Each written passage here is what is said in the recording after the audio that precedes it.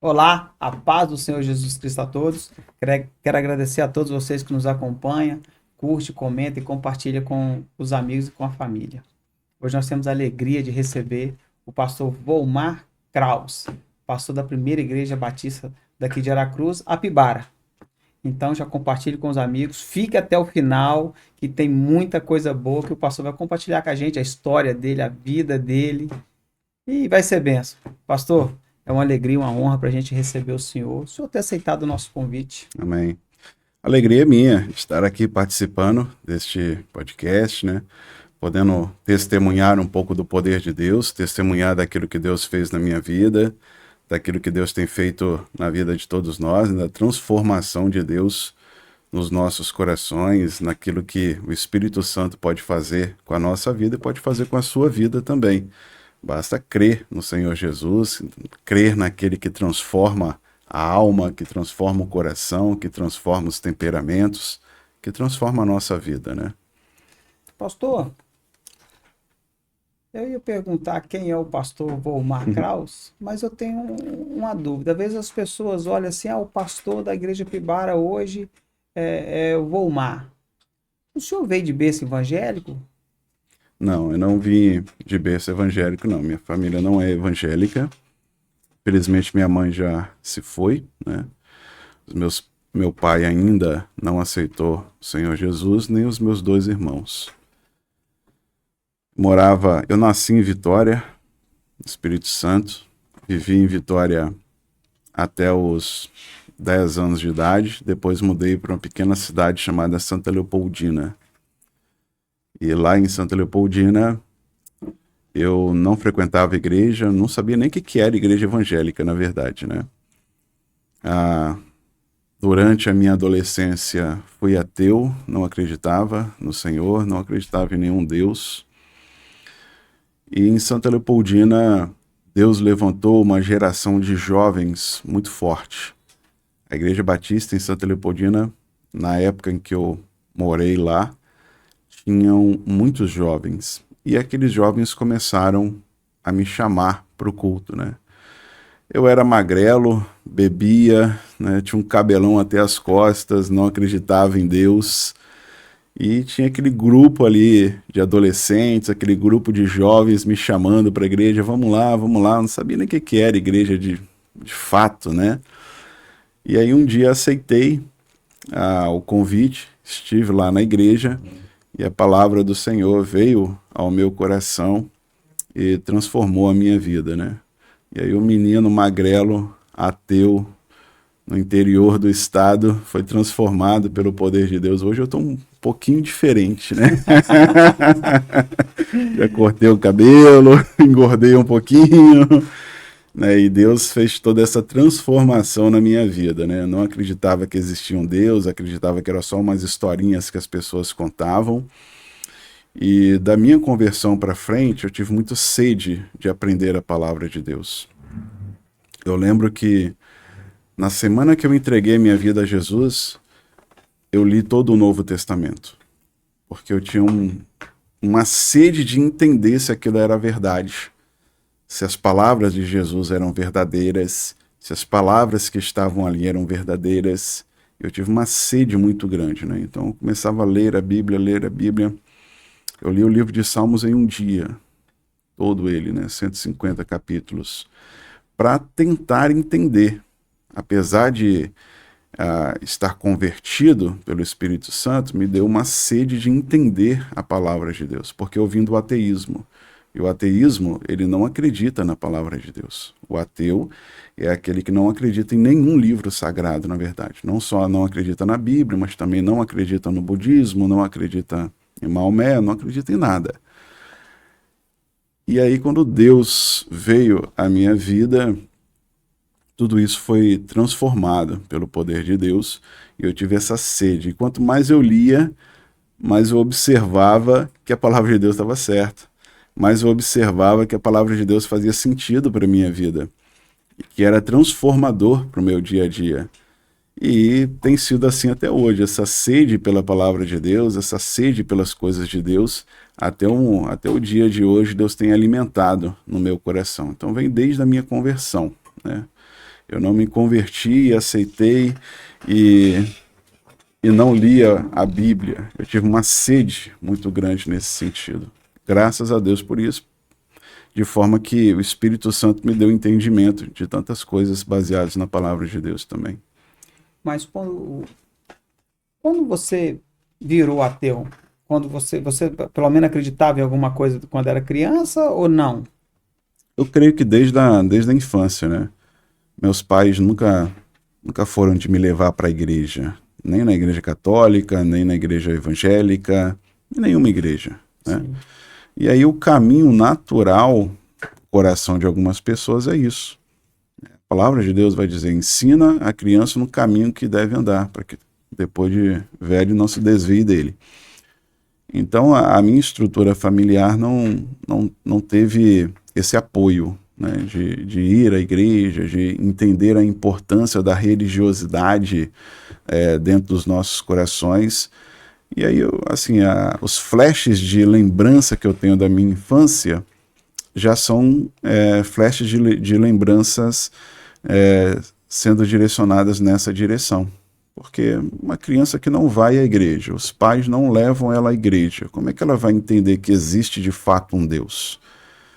Como é que ela vai realmente compreender que existe um Deus vivo, um Deus verdadeiro sobre a vida dela, se os pais não tomam essa postura? Eu creio que eu estou falando para muitos pais aqui e quero sinalizar essa importância, a importância de você levar aos seus filhos para a igreja, a importância de mostrar um caminho religioso, de mostrar um caminho de fé ao coração das crianças. Senão, naturalmente, as crianças vão se tornar adolescentes que já não creem mais em nada, porque nada foi apresentado para eles, né? Nada foi apresentado para essa criança. E essa criança vai se tornar ateia, não vai acreditar em absolutamente nada. Por isso é importante que cada pai, cada mãe, nos mais diversos segmentos religiosos que existem no mundo, é importante que você eduque seu filho dentro daquilo que você crê, dentro daquilo que você professa, para que ela possa aprender. A fé não é natural do coração do homem, né? O homem, naturalmente, ele é carnal. O homem, naturalmente, ele tem uma inclinação para o pecado, ele tem uma inclinação a fazer aquilo que não presta. A inclinação natural é essa. A inclinação natural de toda criança, de todo jovem, de todo adolescente é fazer a vontade da carne, é fazer aquilo que distancia a pessoa de Deus. Então, para quebrar esse ciclo natural que existe, é que temos a atuação do Espírito Santo de Deus. Mas para o Espírito Santo atuar sobre a vida da pessoa, nós temos que orar por ela e pregar a palavra de Deus para essa pessoa, para que essa criança, esse adolescente, compreenda a palavra de Deus e o Espírito Santo quebre esse ciclo, vamos dizer aqui, um ciclo maldito que já vem em todo ser humano. Todo ser humano ele é inclinado para o pecado, ele é inclinado para o mal. E só a ação do Espírito Santo que retira ele disso. No meu caso, até os meus 17 anos de idade, eu não tive esse acesso à Bíblia Sagrada, esse acesso à Palavra de Deus, e, portanto, também não tive acesso ao Espírito Santo falando ao meu coração. Por isso eu era direcionado pela carne, eu era direcionado pela vontade da carne, que me levou ao ateísmo. Isso é um ciclo natural que existe em todo ser humano, não é só com o Volmar, é com toda criança. Por isso que as igrejas precisam, de fato, ter muita seriedade com o seu departamento infantil também, em transmitir a palavra de Deus para as crianças. Culto infantil não deve ser apenas cuidar das crianças, não deve ser apenas brincadeira de criança, não deve ser apenas gincana, brincadeiras ali alheias, né? Culto infantil nas igrejas precisa transmitir a palavra de Deus. Toda criança, dentro ou fora da igreja, ela está inclinada para o mal, ela está inclinada para a vontade da carne. E a palavra de Deus precisa alcançar o coração dessa criança para que ela se retire dessa inclinação do mal. Isso só o Espírito Santo pode fazer. Mas como que o Espírito Santo vai fazer? O Espírito Santo vai fazer através da palavra de Deus. Se a palavra de Deus não entrar na mente dela, não tiver uma compreensão real na mente dela, a ação do Espírito Santo não vai agir sobre a vida dela. Tem que ter oração, tem que ter clamor, mas tem que ter um momento da palavra para que ela possa aprender, né? Mateus 28, a grande comissão, Jesus vai falar: vão por todo mundo, façam discípulos, ensinando a fazerem tudo aquilo que eu tenho ordenado. A palavra ensino, ela é muito significativa, porque ensino é uma palavra composta. En, que quer dizer dentro, e sino, que vem de significado. Ou seja, nós só ensinamos alguma coisa a uma outra pessoa se dentro dessa pessoa aquilo que estamos falando tem algum tipo de significado para a vida dela, tem algum tipo de importância para a vida dela. Se tem algum tipo de importância para a vida dela, aí o processo de ensino que foi profetizado por Jesus, que é papel de todo o crente realizar, aí o papel do ensino está sendo eficaz para a vida dessa pessoa. Por isso que toda criança precisa aprender a palavra de Deus, precisa ser discípulo do Senhor Jesus. O ciclo natural é que essas crianças se afastem de Deus, vão para o ateísmo ou para qualquer religião que não glorifica o santo nome do Pai.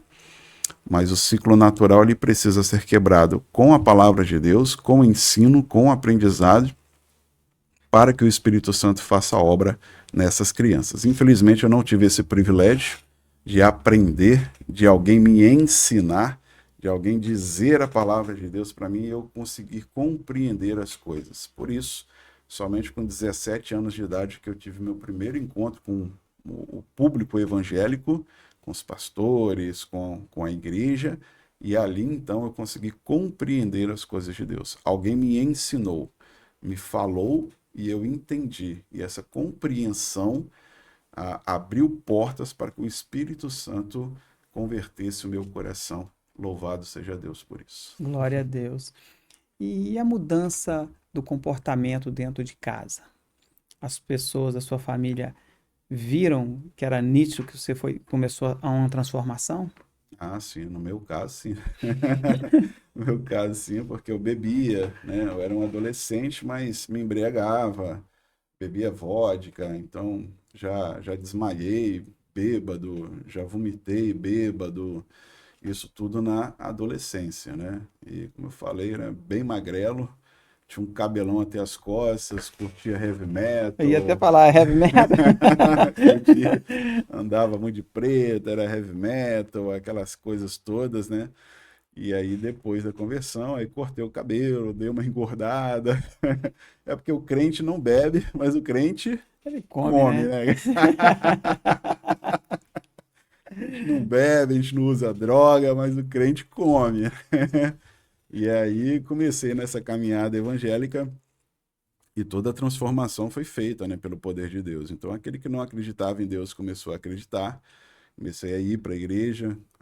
As pessoas que eram meus amigos na época começaram a perguntar: fizeram lavagem cerebral na sua cabeça? O pastor fez lavagem cerebral na sua cabeça? Não é possível. Estava sempre bebendo com a gente e agora só quer saber aí de igreja, igreja, igreja, igreja. E não foi pastor nenhum que fez lavagem cerebral, né? É a ação do Espírito Santo, que o mundo não consegue compreender, que as pessoas que estão fora da igreja não conseguem compreender porque ainda não tiveram esse encontro verdadeiro com o Senhor. Então é estranho para quem não está na igreja, né? Perdi muitos amigos, botar aspas aqui de amigos, amigos de copo, né? As pessoas que bebiam comigo, que naturalmente foram se afastando. E é um processo natural. Nós não podemos ter comunhão com as trevas também, né? Nós não podemos ter comunhão com amigos que só te levam para o lado errado, que só te levam para beber, só te levam para fazer coisa errada. Isso não é amigo de verdade. Esses Deus retirou da minha vida. Eu digo isso com muita importância porque tem muita gente que às vezes tem medo de se converter por causa disso. Ah, o que que a minha família vai achar? Ah, o que que os meus amigos vão achar? Ah, o que que as pessoas que estão ao meu redor vão achar? Ah, evidentemente que Deus vai te separar de muitas dessas pessoas, mas dentro da igreja você vai encontrar a família de Deus. Dentro da igreja você vai encontrar uma nova família. Uma família que de fato quer o seu melhor. Uma família que de fato quer o seu bem, quer te distanciar dos vícios, das drogas, de tudo aquilo que não presta. Dentro da igreja você vai encontrar amigos de verdade. Fora da igreja você só encontra amigos que às vezes te levam para caminhos muito tortuosos, dos quais às vezes nem tem volta mais, né? Quantos que saíram aí para beber com amigos e morreram e se acidentaram, né? Ah, se envolveram com brigas, com tiroteio, com isso e com aquilo. Quantas pessoas? Fora da igreja, nós temos essas aspas aqui para amigos que nos distanciam do querer de Deus. Mas dentro da igreja existe uma família de verdade que quer o nosso melhor. Glória a Deus. O senhor chegou a imaginar ou pensar que ia ser um pastor ou exercer um ministério? Ah, não, nunca. Isso absolutamente nunca, nunca, nunca. Até porque eu sempre fui muito tímido, eu sempre tive muito medo de falar, e muito medo de falar em público, então. Eu lembro que no colégio, antes da minha conversão, eu era adolescente. Deus converteu meu coração com 17 anos de idade. E no colégio, quando os professores pediam para apresentar algum tipo de trabalho, né?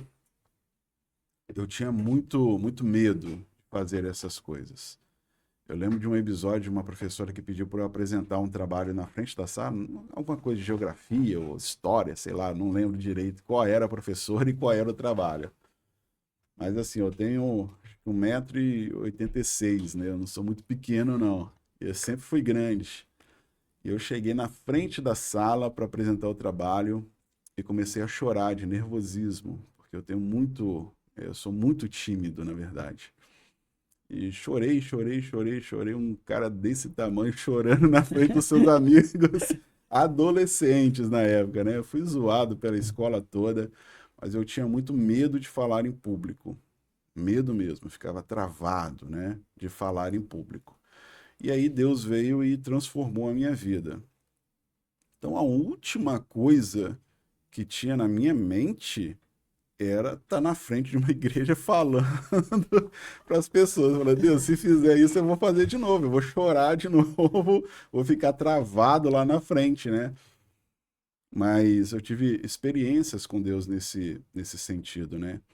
Em que Deus moldou a minha vida para o ministério da palavra de Deus. Eu comecei a sentir muito desejo de pregar a palavra de Deus, apesar de ter toda a consciência na época de que eu não iria conseguir pela timidez.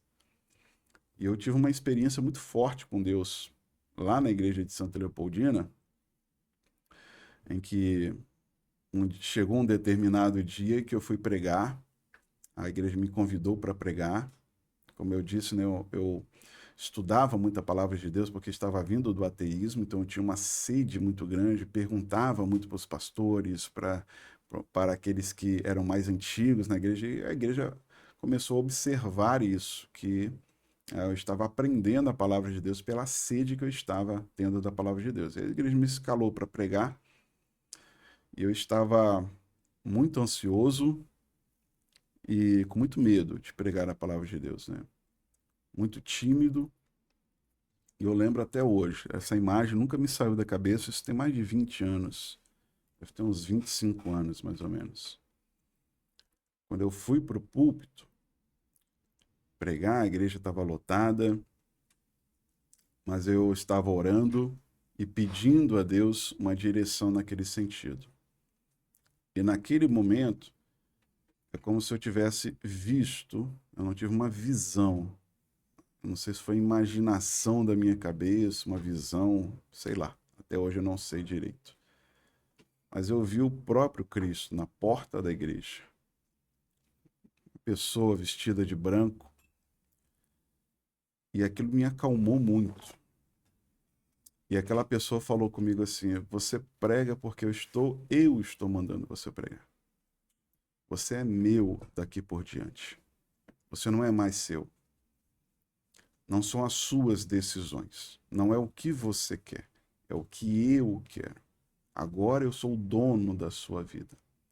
E tudo aquilo que você precisar para fazer aquilo que eu quero, eu vou te dar. Se você precisa de paz para pregar, eu vou te dar essa paz. E que você sempre se lembre também de que tudo que você fizer dentro da igreja é para mim, não é para as pessoas. Tudo que você fizer dentro da igreja é para a glória de Deus, não é para as pessoas. Não é para as pessoas que estão ali. E isso me acalmou demais. Isso, meu coração, naquele momento, teve uma paz que eu nunca tinha sentido na vida. E eu sinto essa paz até hoje. Todas as vezes que eu vou pregar, eu lembro disso.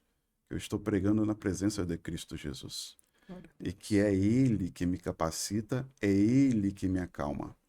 Por isso que toda vez que eu vou pregar a palavra de Deus, eu sinto essa paz no meu coração. É como se Deus estivesse dizendo assim: você é um cara tímido e incapaz de falar em público. Mas eu estou aqui com você. E o milagre vai acontecer de novo. E esse milagre tem acontecido na minha vida há mais de 20 anos. Cristo tem acalmado meu coração, tem me dado paz. Eu sei que eu sou tímido. Eu sei que eu não falaria da palavra de Deus ou que eu não conseguiria falar de absolutamente nada na frente de qualquer tipo de público. Que isso só acontece pelo milagre de Deus. Que isso só acontece pela presença de Jesus. Então, todas as vezes que eu vou pregar, eu lembro disso e eu creio piamente que é um milagre de Deus sobre a minha vida. Todas as vezes. Glória a Deus, que experiência. E, pastor, e quando você viu que tinha o chamado para pastor? É, aí, Como foi essa trajetória até chegar no pastoreio? sim, Formulando a pergunta melhor. é. Aí foi outra luta, né? Porque quando, quando Deus transformou a minha vida e esses milagres começaram a acontecer, eu comecei a querer pregar mais, né? Falar mais do amor de Deus, transmitir mais a palavra de Deus. E Deus foi abrindo caminhos. Eu lembro que a igreja, na época, tinham 2 pastores. E Deus estava vocacionando a minha vida para pregar a palavra de Deus. E é claro que a igreja tinha 2 pastores, não era uma igreja muito grande, uma igreja no interior, pequena. Então os 2 pastores davam conta do púlpito da igreja. E aí eu querendo pregar, mas os pastores já estavam lá para pregar. E louvado seja Deus para isso, né? E aí Deus foi colocando no nosso coração, com um grupo de amigos também. Começamos a pregar dentro do presídio da cidade. Tinha uma delegacia que tinha alguns presos. Falei, bom, se eu não tenho espaço para pregar na igreja, eu vou atrás do meu público, né? É que nem Spurgeon. Spurgeon tem uma história muito interessante, que quando ele se converte, Deus chama ele para ser professor de EBD, professor de Escola Bíblica Dominical.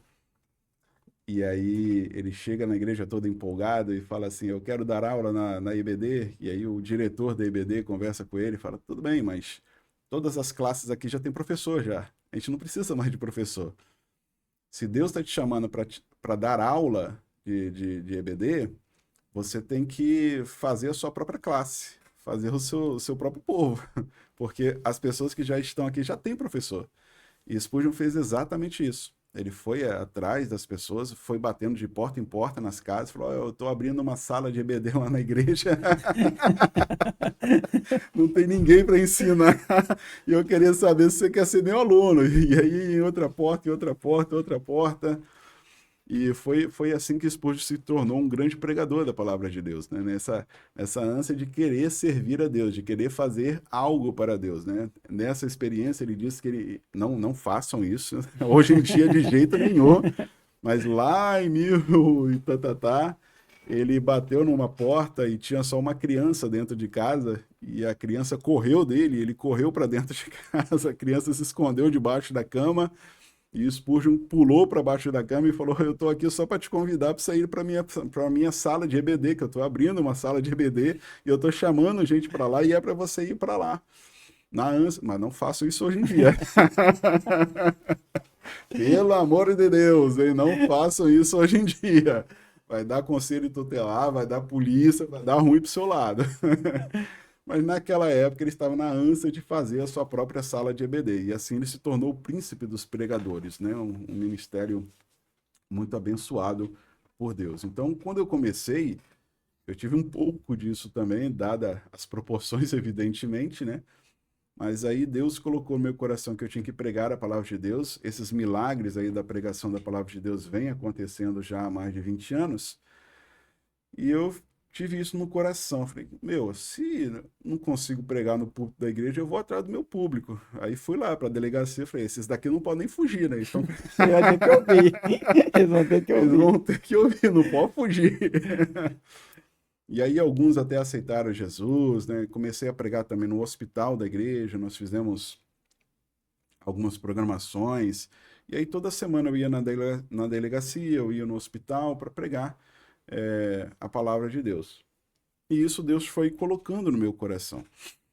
Que eu deveria, de fato, viver desta maneira, né? Que Deus estava me vocacionando para isso. Muita gente tem dúvida sobre o chamado ministerial. O chamado ministerial para mim foi exatamente ter a consciência de que eu não seria feliz fazendo outra coisa da minha vida. Eu venho de uma família, meu pai é contador. Ele tem um escritório de contabilidade em Vitória, um escritório de mais de 40 anos de existência. Então, naquela época, com eu 17 anos, ele queria que eu fizesse faculdade de contabilidade, que eu herdasse o escritório dele, né? E foi uma luta muito grande nesse sentido, porque Deus estava me chamando para uma coisa, meu pai queria outra coisa, e aí a gente tem que prevalecer a vontade de Deus. Foi uma luta muito grande dentro da minha casa, nesse sentido, mas eu cheguei à conclusão de que Deus estava me vocacionando ao ministério pastoral, porque eu poderia fazer muitas coisas com excelência. Eu poderia ser um ótimo advogado, eu poderia ser um ótimo contador, eu poderia ser um ótimo professor, mas nada disso traria alegria ao meu coração. Somente vivendo da palavra de Deus, vivendo do querer de Deus, vivendo daquilo que Deus tem feito na minha vida, testemunhando daquilo que Deus fez na minha vida, é que de fato eu teria um sentido na minha vida. Não é só a felicidade, mas é ter um sentido na vida. Todos nós estamos buscando um sentido da vida. E aí, quando Deus disse o sentido da sua vida é pregar a palavra de Deus, eu entendi perfeitamente de que eu não poderia fazer mais absolutamente nada da minha vida a não ser pregar a palavra de Deus, e é o que eu tenho feito até hoje para a glória de Deus. Então, essa é a essência do chamado de Deus para mim. E a importância de estudar, o senhor leu muito a Bíblia, de fazer alguns cursos, curso de teologia na vida do pastor. Creio que é fundamental. A palavra de Deus, ela é o guia do pastor.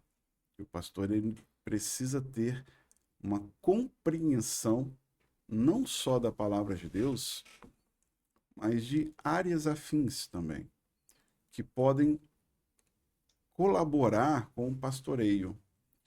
Por isso que desde o início Deus tem chamado a minha atenção de que as igrejas hoje, elas se tornaram muito grandes e em alguns aspectos até muito complexas.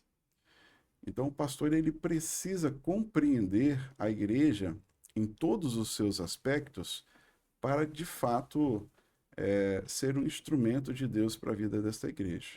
Deus me deu o privilégio de formar em teologia. Eu entrei no seminário no ano de 2001, formei em 2006, no CETEBS, Seminário Teológico Batista do Estado do Espírito Santo, onde futuramente eu acabei me tornando professor e diretor, anos depois, né? Mas aí Deus também me deu o privilégio de formar em pedagogia, estou me formando agora em história, me formei em psicanálise, fiz pós-graduação em educação e tenho um mestrado em teologia pela Faculdade Batista do Paraná, um mestrado com reconhecimento do MEC. Então, em toda essa trajetória, Deus tem me incomodado nesse sentido. Olha, você precisa formar em pedagogia porque existe um setor imenso da igreja que é o setor educacional.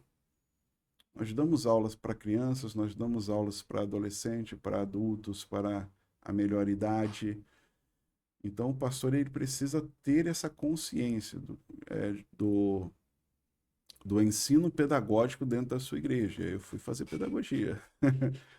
A Bíblia é um livro histórico, né? A gente precisa entender o contexto histórico da Bíblia, de toda a sociedade romana, de toda a sociedade grega, de toda a sociedade moderna. E aí eu fui fazer faculdade de História.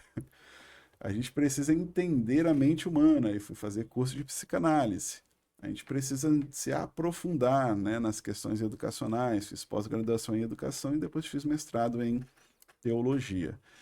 É essencial que o pastor tenha conhecimentos em áreas afins. É essencial. Porque a igreja hoje, ela se divide em vários segmentos. E todos esses segmentos estão sob a liderança do pastor. Se o pastor entende muito de Bíblia, mas não entende absolutamente nada de história, ele vai ter uma dificuldade. Se o pastor entende muito de Bíblia, mas não entende absolutamente nada de educação, ele pode até ter ali um diretor educacional que o ajude nesse sentido, mas ele é o líder. Ele precisa compreender as facetas educacionais da sua igreja. Ele que foi eleito por Deus para liderar essa parte educacional da sua igreja também. Por isso eu fiz pedagogia. Assim como a mente humana também. A psicanálise me ajudou muito a compreender a mente humana. Então, todos os diplomas que eu tenho é para o pastoreio. Eu não fiz faculdade de história para dar aula de história. Eu não fiz faculdade de pedagogia para dar aula de pedagogia. Eu não fiz o curso de psicanálise para abrir uma clínica. Nunca abri clínica. Eu sou psicanalista há 20 anos. Nunca abri clínica, nunca atendi ninguém, nunca dei uma aula de história, nunca dei uma aula na área de pedagogia. São diplomas que eu tenho para me ajudar no pastoreio. Eu quero incentivar todos os pastores que porventura possam estar escutando e participando desse podcast, aí atrás também desses conhecimentos. Pastorear não é fácil. Pastorear precisa da presença de Deus, do poder de Deus, precisa de oração, precisa de clamor, precisa da presença do Senhor em nossa vida. Mas nós também não podemos nos acomodar em entender que existe uma área da igreja ali que é educacional, eu não entendo nada daquela área e também não busco entender, também não busco compreender. Eu creio que é uma falha de alguns pastores nesse sentido. Se existe área educacional dentro da igreja, procure fazer cursos quanto a isso. Se existe um feedback legal na área da mente humana, procure fazer cursos quanto a isso também. Então, assim, são áreas afins que de fato colaboram para o pastoreio, né? Eu quero incentivar todos os pastores a trilhar essa caminhada também, trilhar a caminhada de ser um líder eficaz, ser um líder que consegue liderar todas as áreas da sua igreja. Porque no dia do juízo, Deus vai cobrar do líder. Deus não vai cobrar do liderado. Por mais que o líder tenha os seus liderados, a cobrança no juízo final é sobre os nossos ombros, é sobre as nossas vidas.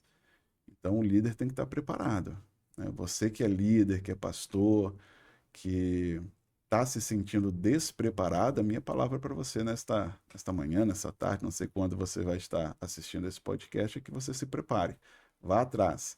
É o melhor ministério que existe no mundo, é a melhor decisão que você tomou na sua vida, e essa decisão precisa estar moída, precisa estar alimentada com armas espirituais e intelectuais para a glória de Deus. E como eu veio parar aqui na nossa cidade? Aí foi. Para nós foi bênção. Para nós foi bênção. Aí foi outra história.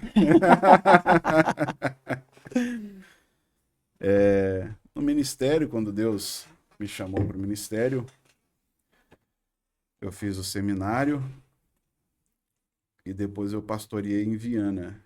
Fui pastor da Igreja Batista em Nova Betânia, Viana, por 14 anos.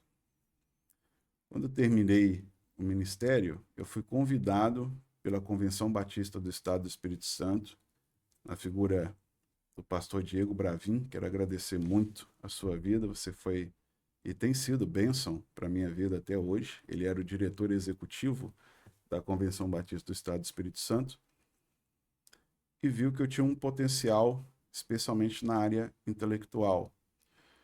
Portanto, ele primeiro me chamou para ser uma espécie de coordenador pedagógico do seminário. Seminário, na época, nós tínhamos 8 polos espalhados por todo o estado do Espírito Santo, tínhamos mais de 280 alunos se preparando para ser pastor, alunos que estudavam a palavra de Deus para se tornarem pastor. E depois, então, o pastor Diego me fez o convite de ser o diretor, coordenador geral estadual desse seminário. Seria o coordenador dos coordenadores, né? Nós tínhamos 8 coordenadores de polo e eu fiquei ali por quase 5 anos coordenando esses polos que preparavam pastores batistas para a glória de Deus. Depois de quase 5 anos nessa função, eu entendi que meu tempo ali estava acabando e entrei num período de oração, de clamor, de entendimento espiritual. E nesse período acabou surgindo o convite do pastor Luciano, que era o pastor da primeira igreja batista aqui em Aracruz, Apibara. O pastor Luciano me convidou para ser um dos pastores da equipe dele. A Apibara, ela tem uma visão de propósitos, baseado no livro de Rick Warren, dos 5 grandes propósitos, que é adoração, serviço, comunhão, missões e discipulado. O pastor Luciano, há 2 anos atrás, já tinham esses 4 líderes de propósito, mas não tinha um líder de discipulado, que era exatamente na área de ensino da igreja. Era a área que cuidava do seminário da igreja. Nós temos um seminário hoje, na Apibara, de educação, de teologia básico, em que aprendemos sobre o Antigo Testamento, o Novo Testamento, homilética, aprende a pregar, aprende a dar aula, aprende muita coisa lá. E aí o pastor Luciano me fez esse convite para estar sendo pastor da área de discipulado, cuidando da área de ensino, já que eu era o diretor estadual do seminário. Entendi de Deus que era algo vindo do coração de Deus, conversei com o pastor Diego Bravin, oramos juntos, buscamos entendimento de Deus, se era isso mesmo, né? E aprove o Senhor aceitar o convite e vim para Aracruz para ajudar o ministério do pastor Luciano, né? Nesse ano acabou que o pastor Luciano deixou a Apibara, ele teve depressão, como é conhecimento de muitos, e aí então a igreja me convidou para ser o pastor interino da igreja hoje. Hoje nós estamos em um processo de oração, clamor, para entender quem vai ser o novo pastor titular da igreja. Então estou ali interinamente para dar entendimento à igreja daquilo que Deus vai colocar no coração da igreja do Senhor, para liderar essa igreja nos próximos anos. E como foi assumir a liderança da Igreja Batista? Tem sido um desafio muito grande, de fato, né? Porque quando eu saí da coordenação geral do seminário, eu assumi um dos propósitos da igreja, você ser pastor auxiliar e estar na função hoje de pastor interino, que o pastor interino ele responde por todas as áreas doutrinárias da igreja hoje, pelo pastoreio, pela visitação, pela pregação, por tudo aquilo que Deus deseja da vida dele. É um desafio muito grande. A Apibara hoje é uma igreja relevante, uma igreja atuante. Nós temos mais de 100 líderes hoje dentro da igreja, entre líderes de célula e líderes de ministério. Nós temos aproximadamente 40 ministérios dentro da igreja, ministério de recepção, ministério de louvor, ministério com crianças, ministério com a melhor idade. Nós temos o Bethesda, o CASB, que seria uma ação social da igreja. Então, é uma igreja muito grande, né? Uma igreja que hoje nós estamos com 1.500 membros e Deus aprove ao Senhor mover o coração da igreja que em assembleia decidiu me convidar a estar por este tempo orientando a igreja de forma espiritual e tem sido um desafio muito grande, né? Tem sido um desafio muito grande nesse sentido, mas eu creio que Deus me preparou para esse tempo.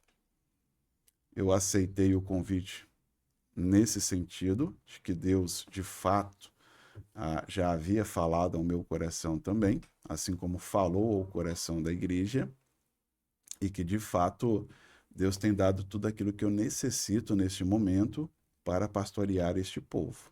Eu tenho tido muita paz no coração, tenho tido muita tranquilidade nesse pastoreio, apesar da responsabilidade ser muito grande, e nós estamos rompendo, né? Rompendo a cada dia para a glória de Deus. Acabamos de fazer uma feira missionária na semana passada, foi uma bênção, enviamos recursos para o campo missionário, a igreja está animada, a igreja está fervorosa. Nossos cultos de quarta-feira, posso convidar aqui o pessoal? Pode convidar.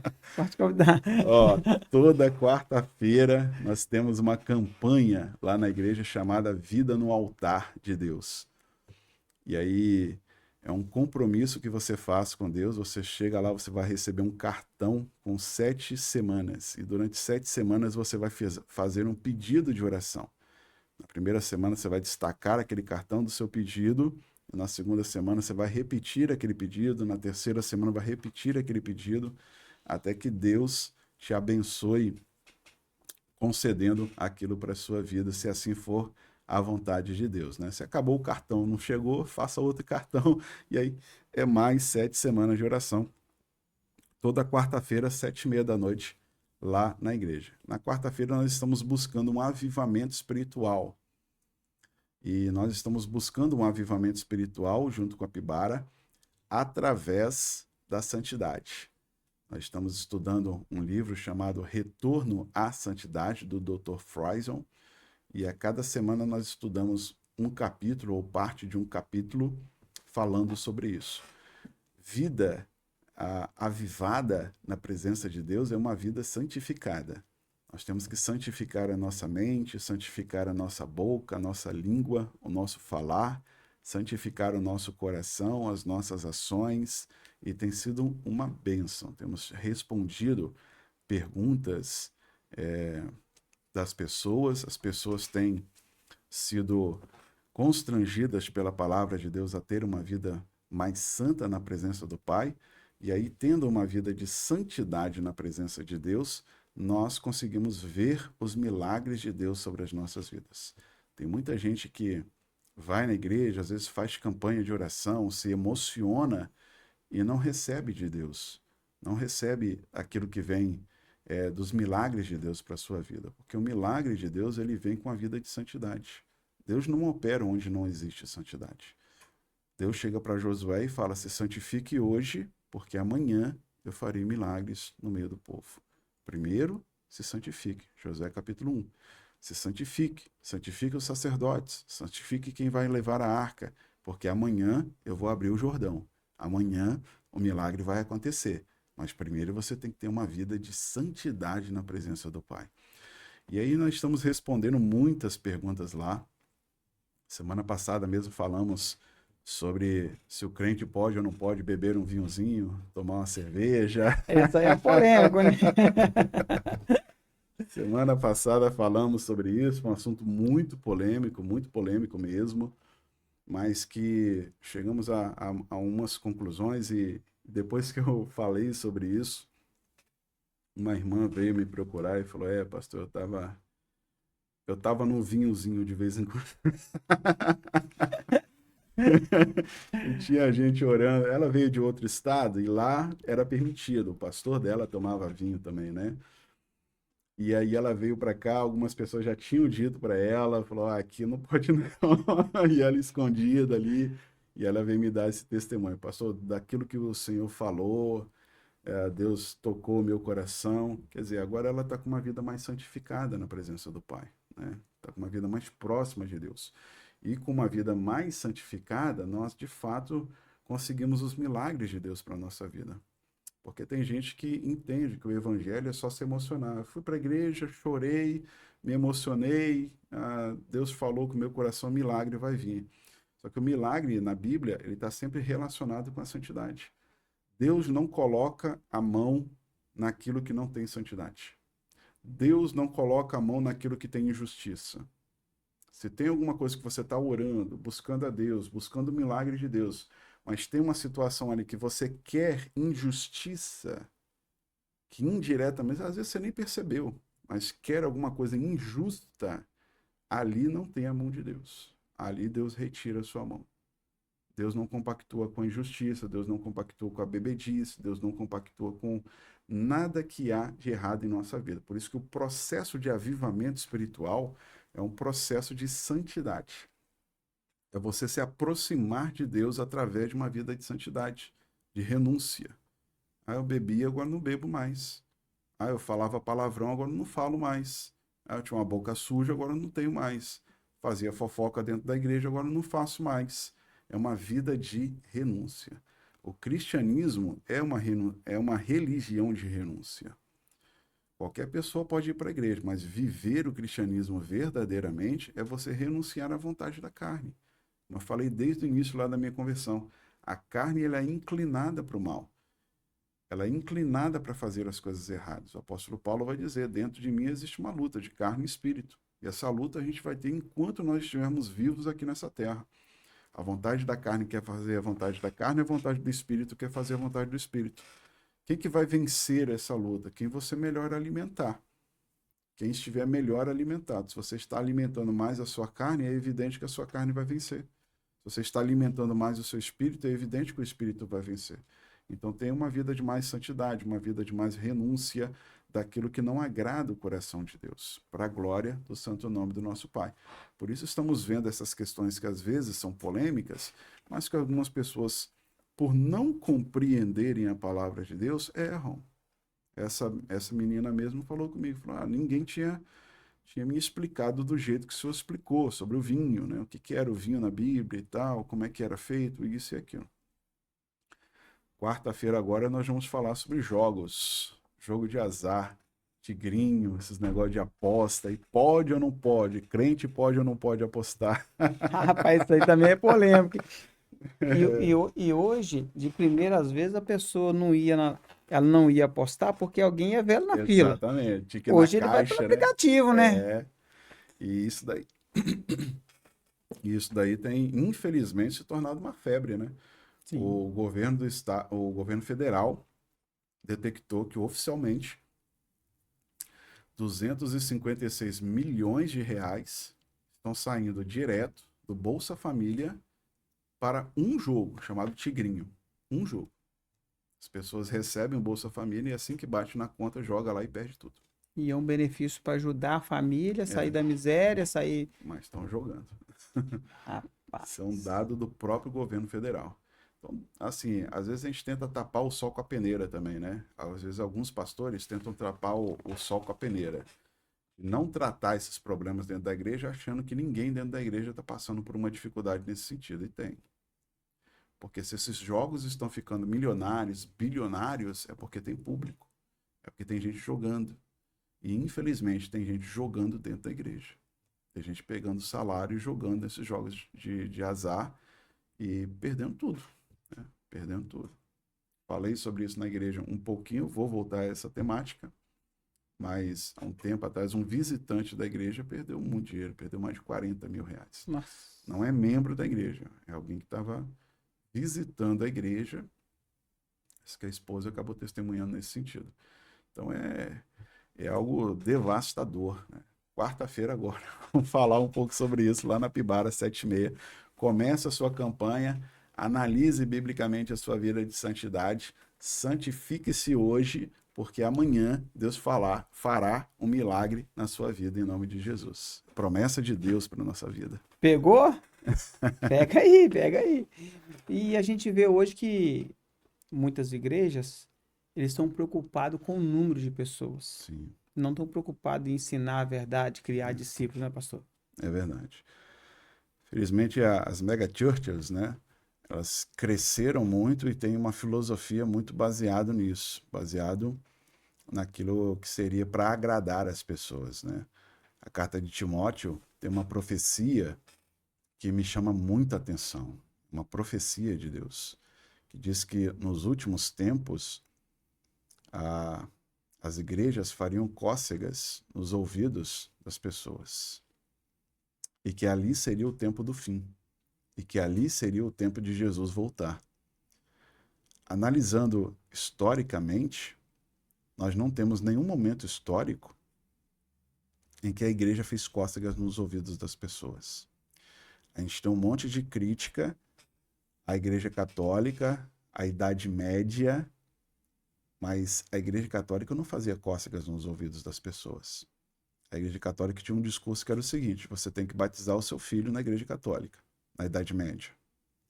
Se o seu filho não for batizado, ele vai morrer, vai para o inferno mesmo sendo criança. Esse era o discurso católico. Esse não é um discurso que faz cócegas nos ouvidos das pessoas. Haviam abusos, havia venda de indulgências, havia um monte de erro que a Igreja Católica fazia, mas não fazia cócegas nos ouvidos das pessoas.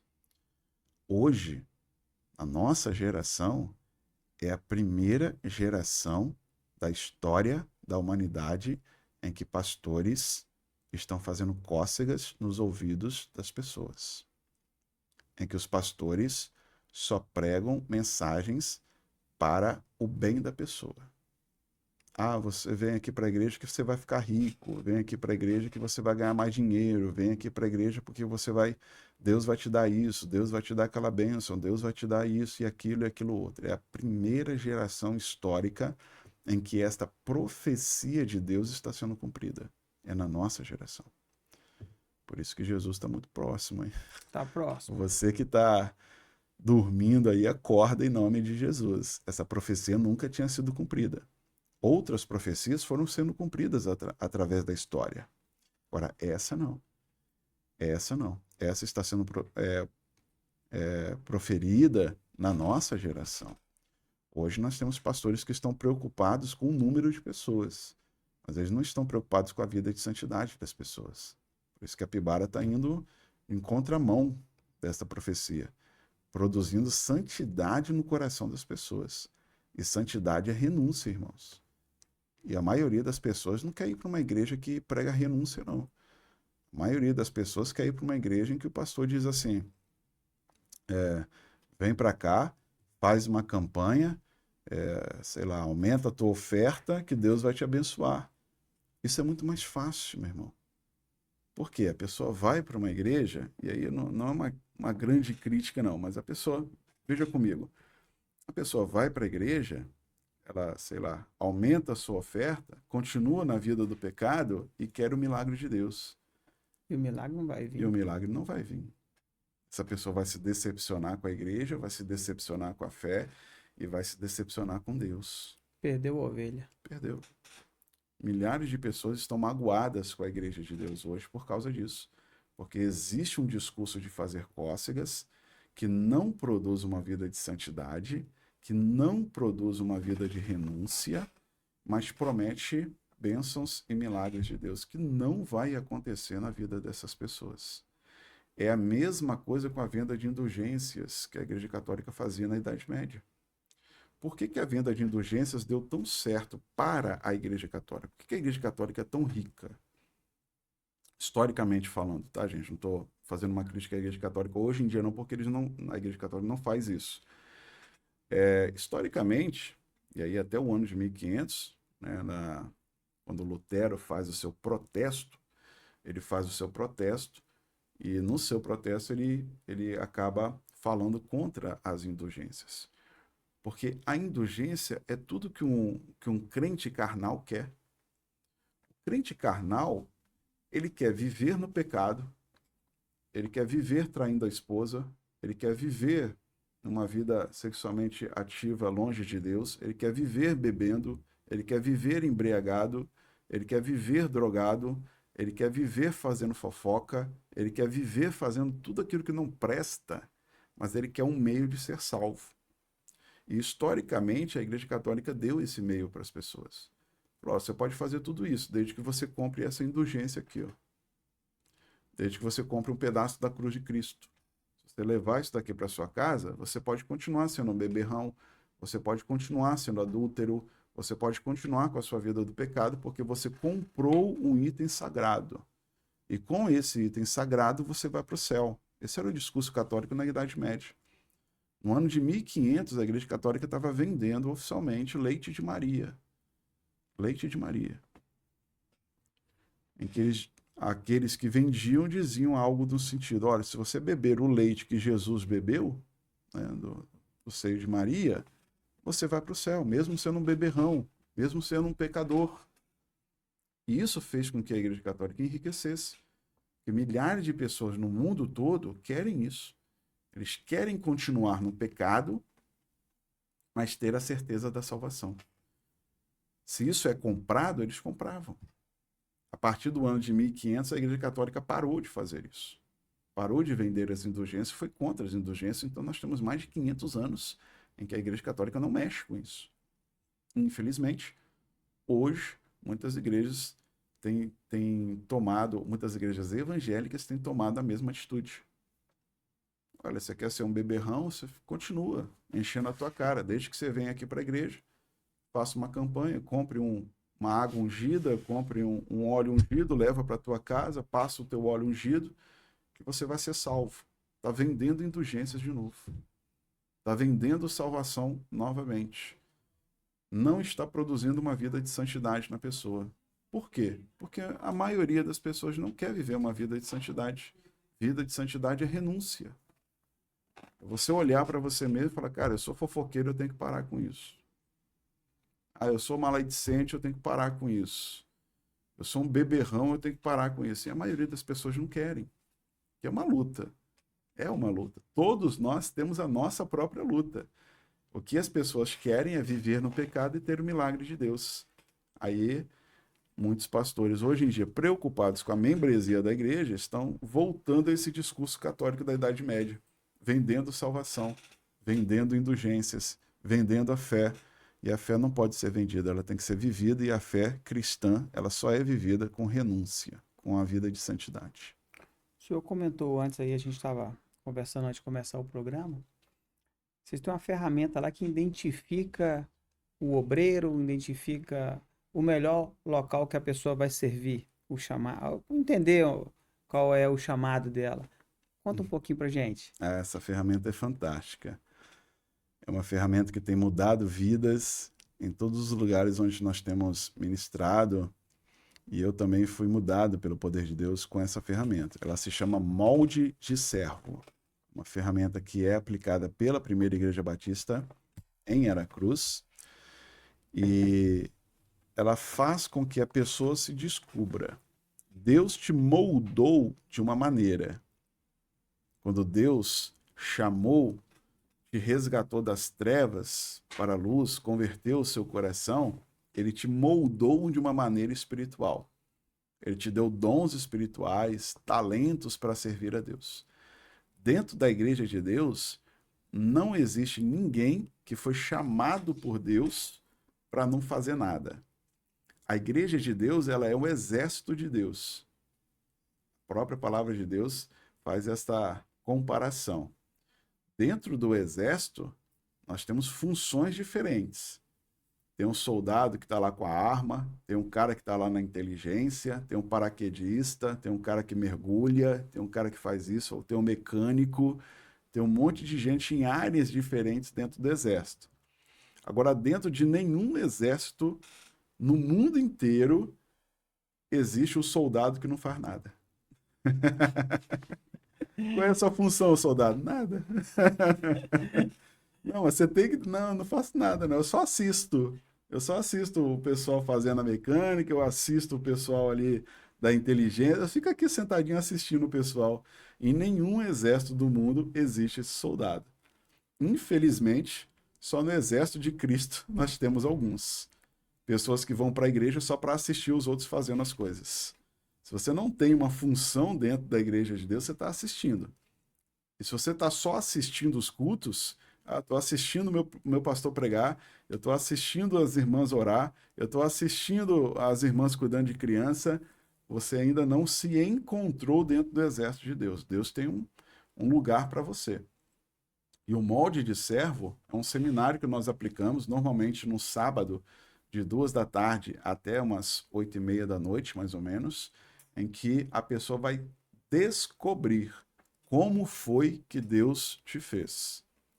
Vai descobrir qual é o seu dom espiritual, qual é o seu talento, vai descobrir onde você deve servir, vai descobrir qual é o seu sonho ministerial. Porque o sonho ele é muito importante também.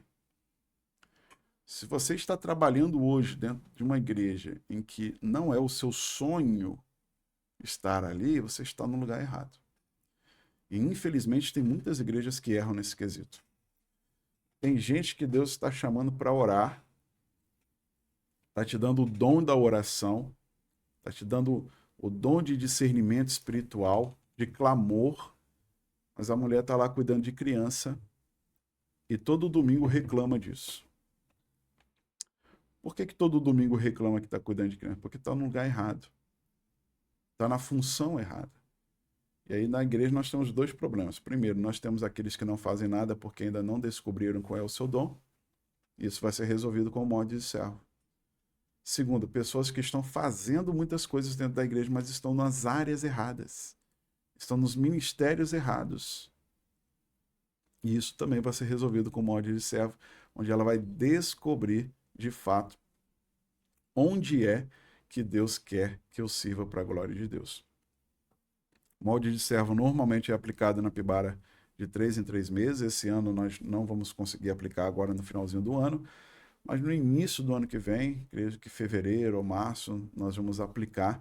E aí todas as igrejas estão convidadas, todos os pastores também estão convidados a participar com a gente, a entender melhor como é que funciona essa ferramenta, porque aqui eu não consigo descrever como é o passo a passo da ferramenta, né?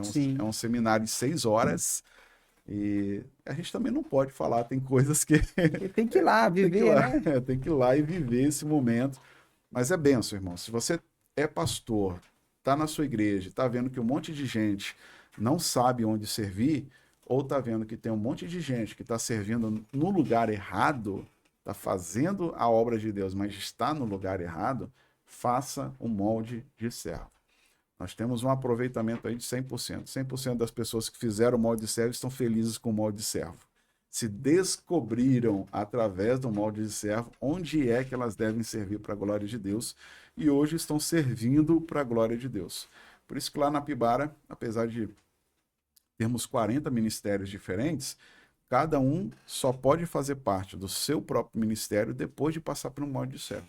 Você tem que se descobrir se aquilo ali é realmente aquilo que você quer fazer da sua vida, se aquilo ali realmente é aquilo que Deus te chamou para fazer para a glória dele.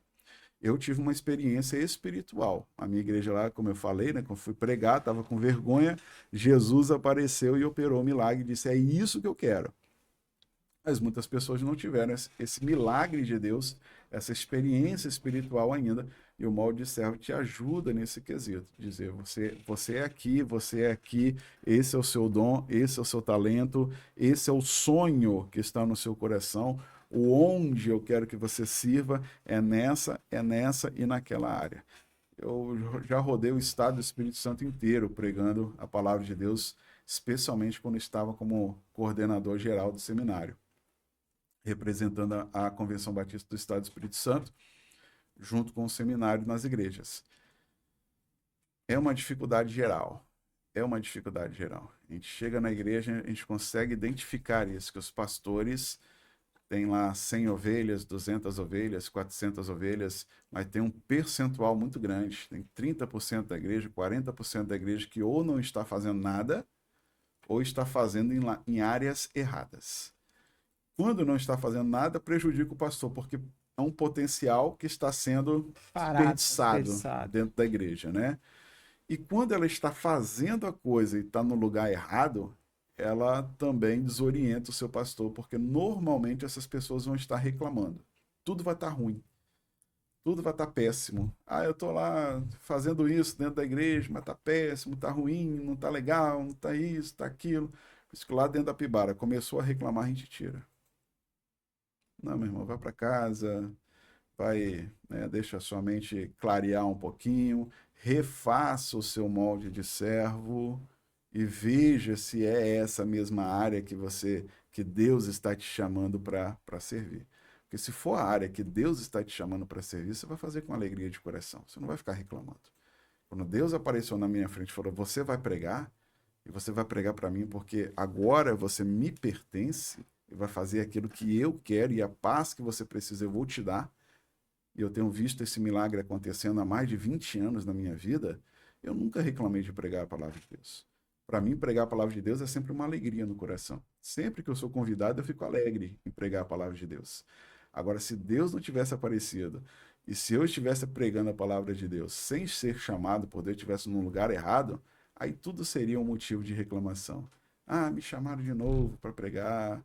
Ah, vou ter que pregar de novo. Eu nunca falei, eu nunca pensei isso na minha vida, de, de ter um desânimo no coração por pregar a palavra de Deus. Por quê? Porque Deus colocou isso no meu coração. Eu estou no lugar certo, fazendo a coisa certa pelas razões corretas para a glória de Deus.